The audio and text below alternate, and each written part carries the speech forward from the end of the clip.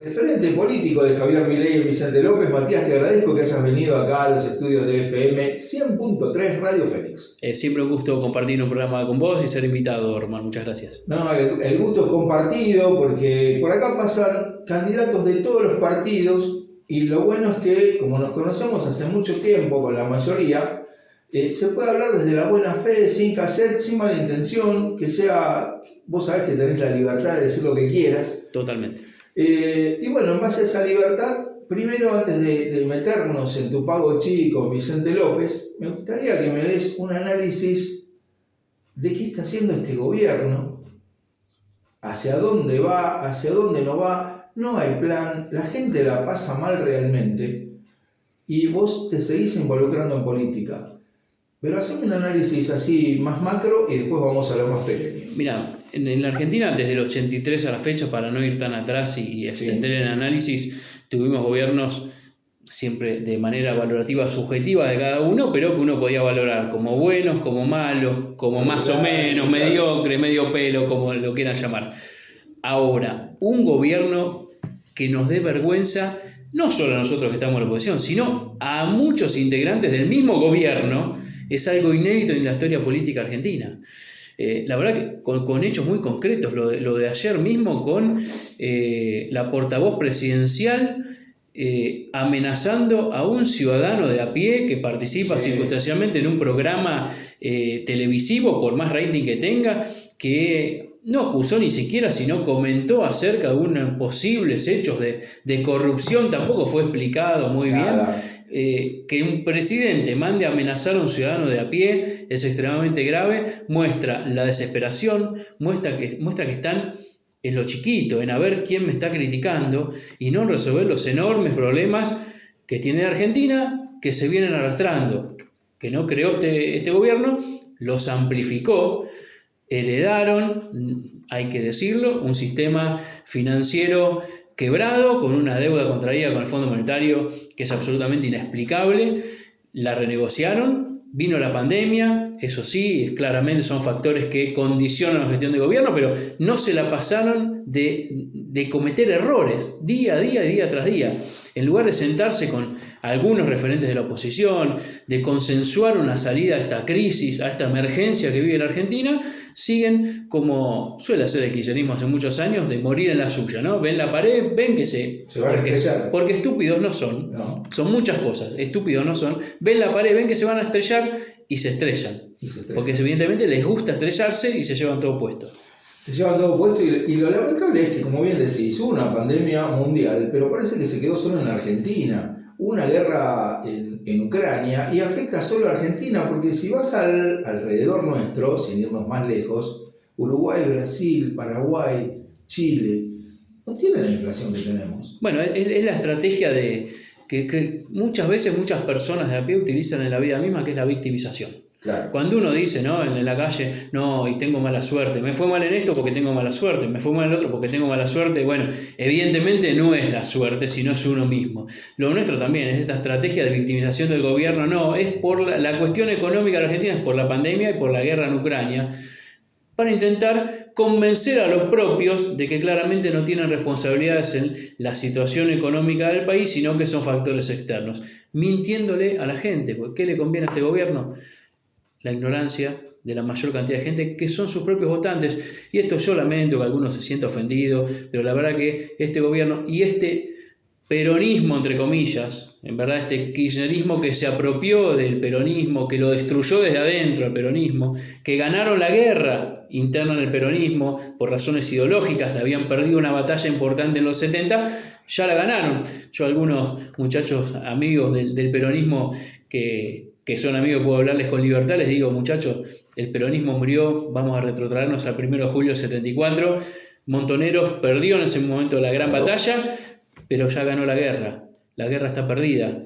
Hoy cualquier joven que tiene alguna noción de lo que es peronismo no sabe ni quién fue Perón y Evita, sino que creen que el peronismo es Cristina Fernández y Néstor Kirchner. Sí, que se fundó el 25 de mayo del 2003 cuando llegaron al gobierno. Exactamente, cuando en el país no había nada, no había universidades, crearon todos los Kirchner. Bueno, en esta manipulación de la conciencia de la gente, fruto de un sistema de pobreza e ignorancia que no generaron desde cero, pero amplificaron porque les conviene. Por supuesto, y ahora con la excelente película 1985, con Darín, ¿viste? Muchos chicos dicen, no sé, me quemaron los libros de historia. ¿Cómo que pasó esto antes? ¿Cómo que los adalides de los derechos humanos no participaron de la CONADEP? ¿Qué pasó en el medio? Es como que la historia les dio un cachetazo y los pone en su lugar en cada hecho que ellos negaban. Y hoy generaciones nuevas, al ver esta película, entienden que había otra concepción de la democracia. Lo mismo pasó en Semana Santa, me acuerdo cuando Cafiero fue al balcón a sostener a Alfonsín, no era a matar o morir, no eran enemigos, eran adversarios, pero los políticos en esa época pensaban en sacar el país adelante. Hoy pensamos siempre, o lo que veo que piensan en las próximas elecciones, y la agenda de ellos está muy lejos de la agenda del ciudadano de a pie. Y como decís vos, los votantes a los que les mienten, la mentira se cae cuando abren la heladera, cuando les llega la boleta de los servicios, la cuota del colegio de los hijos, o cuando no le pueden comprar todo lo que los hijos demandan. Y esa curva es la pared que vos decías, se la ven venir, y ahí surgen nuevos referentes políticos como Javier Milei, que habla en contra de la casta política, con mucha razón en poner el foco en lo que necesita el ciudadano. Te vimos que sos el referente de Milei en Vicente López. ¿Qué te llevó a acercarte a él? Mira, antes decía, te referías a la historia, ¿no? Y uno siempre dice que hay una historia oficial y una verdadera historia. El problema que, y esa parte está destinada a los historiadores, analistas políticos y de relaciones internacionales, si querés, y al ciudadano común que pueda elaborar su propia teoría acerca de la realidad y lo que considera la verdadera historia. Ahora, el problema es la irresponsabilidad de la dirigencia política, que usufructuando de sus propios intereses manipula la conciencia de la gente, creando su propia historia, mintiendo, falseando la realidad, haciendo convencer de hechos que no sucedieron para propio beneficio. Hacía referencia a Cafiero, Alfonsín, bueno, eran dirigentes políticos que tenían ambiciones de poder, pero que tenían límites, sabían hasta dónde la cuerda se podía extender en la puja política, consideraban, como bien dijiste, al otro como adversario político y no como enemigo. Hoy consideran como enemigo, pero no por razones ideológicas, por cuestiones de negocios. Sí. Discuten quién se queda con la mayor parte del negocio. Están preocupados, vos decías, en las próximas elecciones. Y te diría que ojalá estuvieran preocupados en las próximas elecciones. Están preocupados en el hoy, en cómo siguen sacándole plata a la gente para llevarla a sus propios bolsillos de cualquier tipo de manera. En esto que Javier definió muy bien, que uno en otras circunstancias decía que era el aparato político, las estructuras, lo define como la casta. Bueno, esta casta de tipos que no están a la altura, que no tienen responsabilidades de gestionar por el bien público, sino que gestionan por el propio interés. Esta casta es la cual nosotros vamos a enfrentar en las urnas el año próximo con Javier Milei como candidato a presidente. Y Matías, lo que anticipaba cuando abría el programa, a pesar de tu juventud, ya venís con un recorrido amplio, una trayectoria a nivel político en Vicente López. Es una persona que viene del ámbito privado, que siempre se jugó su dinero, se jugó sus horas en pos de hacer política y hacerle el bien a los demás. ¿Cómo crees que repercute esa imagen tuya en la gente en Vicente López? ¿Cómo te están viendo? Mira, vengo haciendo mileísmo sin ser mileísta desde hace mucho tiempo, como bien decís, en esto de dedicarle tiempo, sacarle tiempo a la familia, a los hijos, poniendo plata de bolsillo que uno gana en la actividad privada en vez de pasarla disfrutando de la vida, apostando a cambiar algo de la realidad en mi distrito y de ahí que sea reflejo, como lo he dicho muchas veces, en otros distritos, en la provincia y en la nación. Es muy agotador esto de esta aparición de una figura como Javier Milei el año pasado y su proyección a nivel nacional e internacional en este año, en pos del 2023, nos dio una enorme esperanza. La verdad que muchas veces, y lo sabés, me ha pasado decir, bueno, basta, no dedico más tiempo a intentar cambiar la realidad porque los aparatos y las estructuras políticas no dejan margen para quienes estamos con buenas intenciones y tenemos valores morales que tienen que ver con la transparencia y la honestidad, podamos llegar a la función pública para cambiar la realidad. Milei nos dio un oxígeno importante para volver a tener esperanzas de que podemos cambiar. Eso es buenísimo y vos sabés que ayer cuando envío la promoción del programa, hubo una persona que me dice, yo lo conozco, y me mandó un audio que lo voy a compartir con los oyentes. Tal vez vos también la reconozcas por ahí en la voz, así que lo vamos a poner al aire.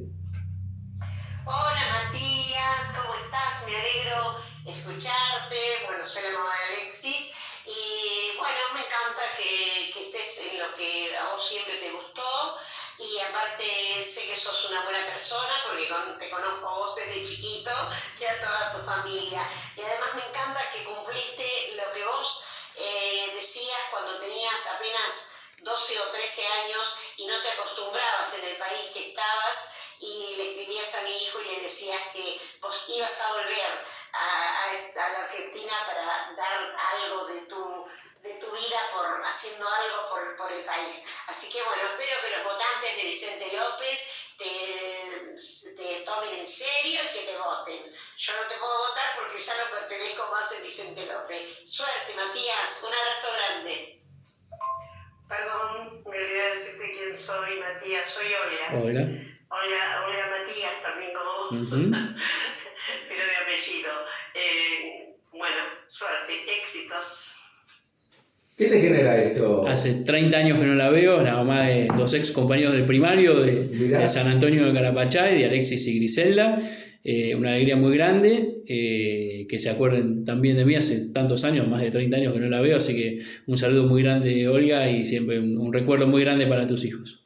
Bueno, Matías, esto es así, tengo una lista de difusión, más o menos 1.500 personas a las que le envío, y me llegó esto y dije, qué bueno para pasárselo al aire. Es como decíamos al principio y fuera de aire, la buena gente no cambia, uno transita los valores que acuñó de chico, y eso está bueno, llevarlos a la parte política. Y la parte política hoy, Vicente López, ¿cómo la ves? Veo un oficialismo, bueno, con un Jorge Macri que ha delegado la intendencia en Soledad Martínez, vecina en su momento de 3 de febrero, exdiputada nacional, en este mecanismo que tiene el PRO de delegar negocios, lamento que alguno se ofenda. Veo un Vicente López que tiene una enorme carga impositiva, donde se despilfarran recursos de los contribuyentes, donde aumentan los impuestos de manera inexplicable, donde hay un sistema de recolección de residuos que nos costa, voy a decirlo en términos populares, un fangote de plata.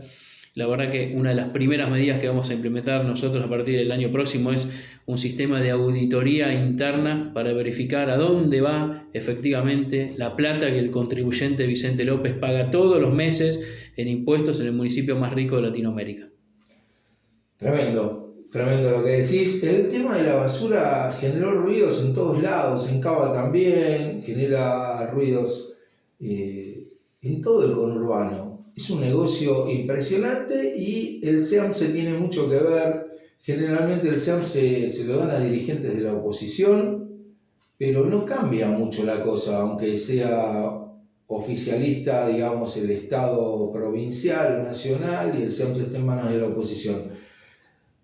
¿Es negocio? Vos lo dijiste, es negocio. Cuando la gente empieza a saber efectivamente en qué se va la plata de los recursos públicos de los municipios, fundamentalmente también en el sistema de recolección de residuos, donde participa claramente un gremio, que es el gremio de camioneros, donde le reparten a los intendentes dinero todos los meses por los contratos de basura que muchas veces, y en Vicente lo que pasa, no tienen licitación pública, ¿sí? Porque después justifican que no hay empresas que puedan competir. Mentira. Y se van renovando. Se van renovando automáticamente, muchos miles de millones. El SEAMSE es una caja política de pago a dirigentes políticos, pero pasa en todos los ámbitos. En la administración pública nacional, provincial o municipales de muchos municipios, donde toca sale pus. Es parte de la casta. Eso es la casta. Si en la Argentina no existiera esta clase dirigente de política de plurimultimillonarios, porque ya no son multimillonarios, son plurimultimillonarios que ahorran en dólares y lo tienen bajo el colchón, ni siquiera en cuentas de afuera, la Argentina tendría plata de sobra para malgastarla en las estupideces que gasta actualmente el gobierno nacional en, por ejemplo, sostener ministerios de luchas ideológicas de género, por ejemplo, el Ministerio de la Lucha contra el Hombre, llamado de la diversidad de género, de la mujer y demás, organismos de persecución política como el INADI, etc. Si la gente supiera la cantidad de organismos innecesarios para darle empleo y contratos y licitaciones privadas en el ámbito público a los amigos del poder sería un escándalo, e irían, creo que la mitad del pueblo argentino a la Plaza de Mayo a reclamar que se vayan todos en serio. En serio, la verdad que sí, el Ministerio de la Mujer fue algo creado, como bien decís, para fijar posición ideológica, una ideología de una parte del peronismo, ni siquiera es de todo el peronismo. Y la verdad que a mí me extrañó mucho que esté al frente del Ministerio de la Mujer la abogada de Jones Walla y la abogada de Milagros Sala. Uh-huh.